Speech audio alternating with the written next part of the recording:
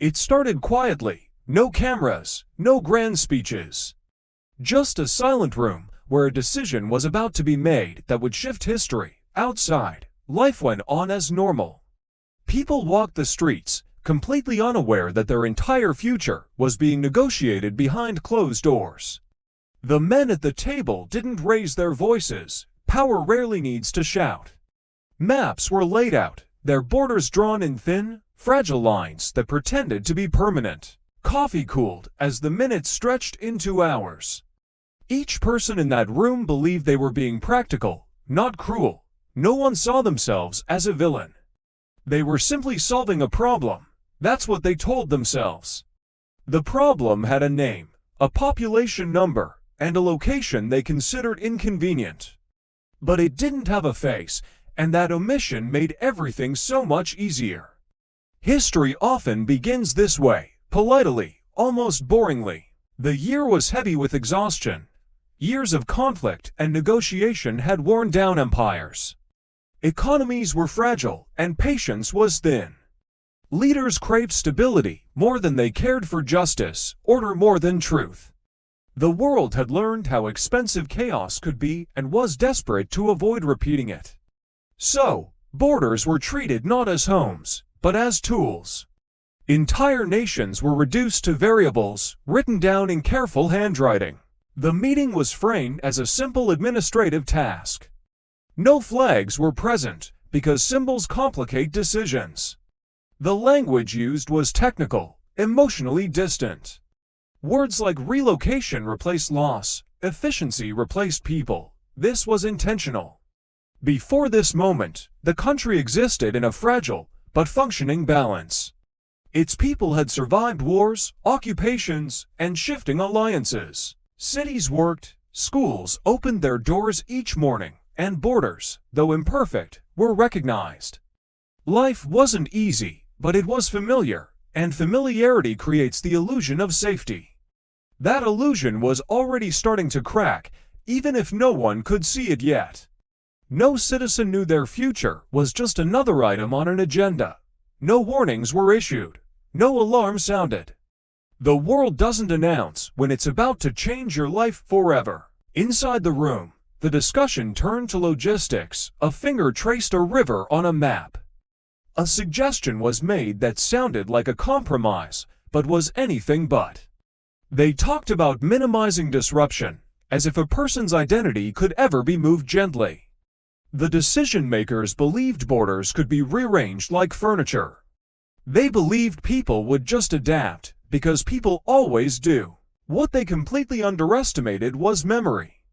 What they ignored was attachment. They assumed the pain would be temporary. They were wrong about the timeline, but not about the suffering. This was moment zero. The second a pen touched paper, and intent became consequence. There was no applause, no dramatic pause to mark the weight of the moment. Someone just nodded, and they moved on to the next item. In that instant, a country began to disappear. Not physically, but legally and politically. International recognition weakened, financial support thinned. Allies hesitated, enemies took notice. The dominoes were placed, and gravity did the rest. The first consequence was confusion. Messages arrived wrapped in complicated diplomatic language. Agreements stalled, timelines dissolved. Rumors spread faster than facts. Some people dismissed it all as panic. Others felt a deep unease they couldn't explain. The news outlets avoided strong words. Neutrality filled the space where clarity should have been. By the time the reality became visible, the choices had already narrowed. The second consequence was isolation. Trade slowed down. Support became conditional. Promises turned vague. The country still existed on the map, but it was treated as if it were already fading away. This is how erasure begins, not with loud destruction, but with quiet neglect. The country's leaders tried to reassure their people, even as their leverage slipped away.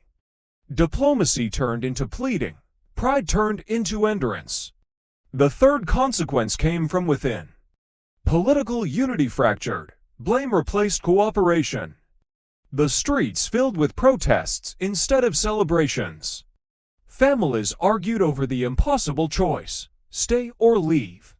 Leaving meant safety but felt like surrender.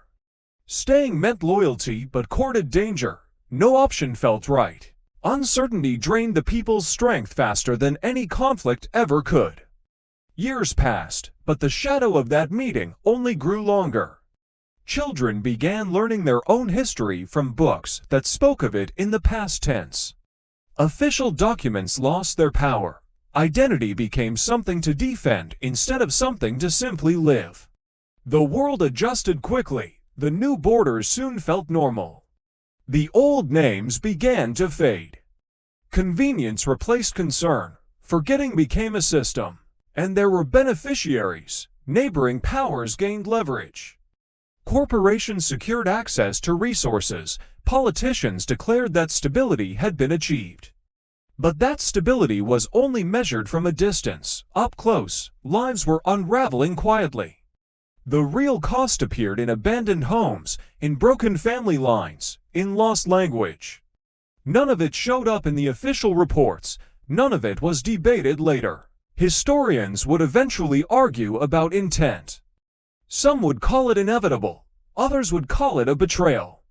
Eventually, notes from the meeting surfaced, showing there was doubt, hesitation, even a warning. Someone had suggested a delay. Someone had raised a concern.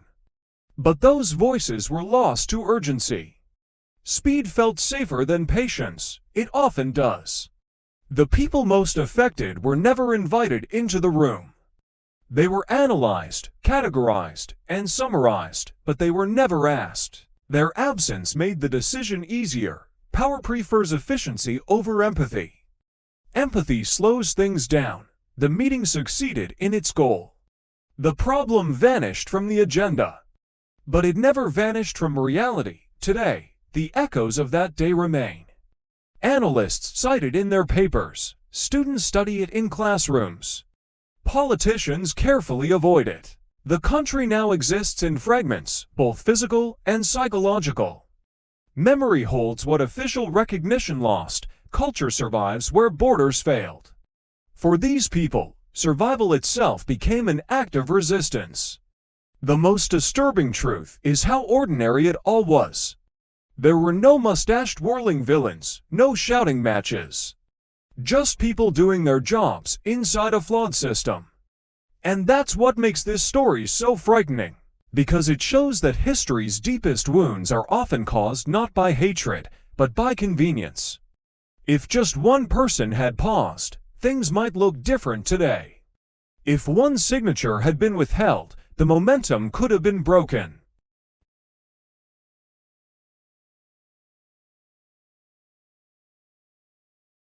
But that courage was absent from the room that day.